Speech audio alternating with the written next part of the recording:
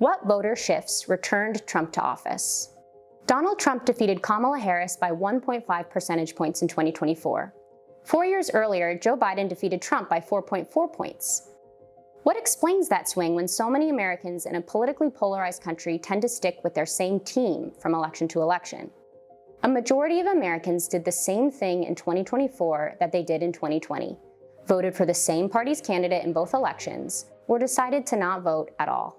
But nearly 1/4 were changers who did something different in 2024 than in 2020. And these voters matter a lot for understanding why the outcomes were different. Let's see what happened. First, we need to keep in mind that in both elections, over 1/3 of eligible adults did not vote. In 2024, Trump held on to 85% of the people who voted for him in 2020. That's a larger share than the 79% of people who had voted for Biden and then went on to vote for Harris in 2024.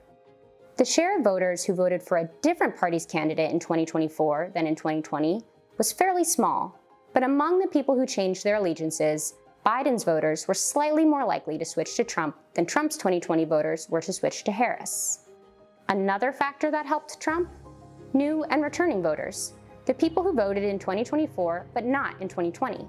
A little more than 1/4 of this group showed up in 2024, and Trump won somewhat more of these voters than Harris did. Taken together, these differences helped swing the election from Biden in 2020 to Trump in 2024.